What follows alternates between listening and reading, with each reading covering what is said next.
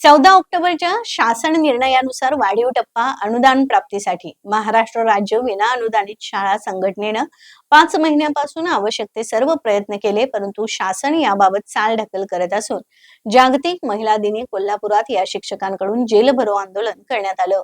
महाराष्ट्रातील संपूर्ण जिल्ह्यातील शिक्षक, प्राध्यापक आणि शिक्षकेतर कर्मचारी यांनी राज्यभरात आपल्या मागणीसाठी निदर्शने केली।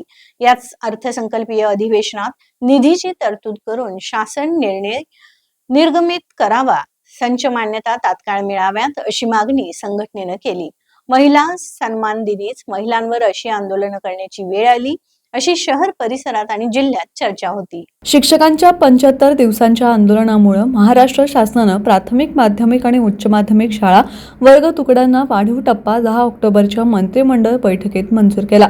त्याचा शासन निर्णय 14 ऑक्टोबर 2024 रोजी काढण्यात आला, परंतु 5 महिने झाले तरी अद्यापही शासन हालचाल करताना दिसत नाही।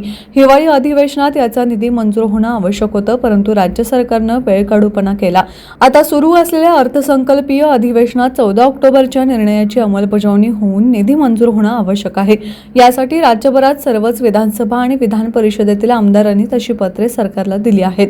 शासनाच्या या आडमुठा भूमिकेमुळे महिला शिक्षकांसह शिक्षकांनी शासनाच्या निषेधार्थ घोषणा देत जेलभरो आंदोलन केलं।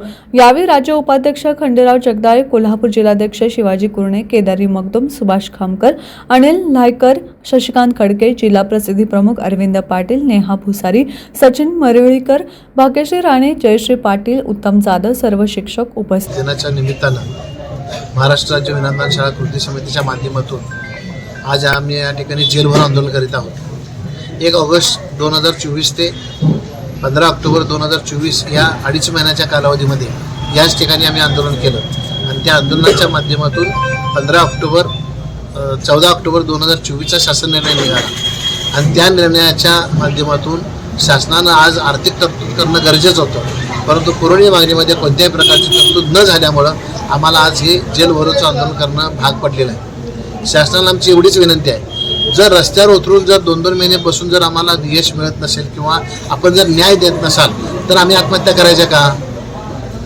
आणखीन कोणतं आंदोलन करायचं राहिलं? शासन आणि शासनाच्या प्रतिनिधींनी यांना जाणीव पाहिजे की महाराष्ट्रातील शिक्षक सामाजिक काम करून, शिक्षणाचं पवित्र काम करून जर त्याला न्याय मिळत नसेल तर यासारखी दुर्दैवी दुसरी गोष्ट नाही। आम्ही याचा जाहीर निषेध करीत आहोत।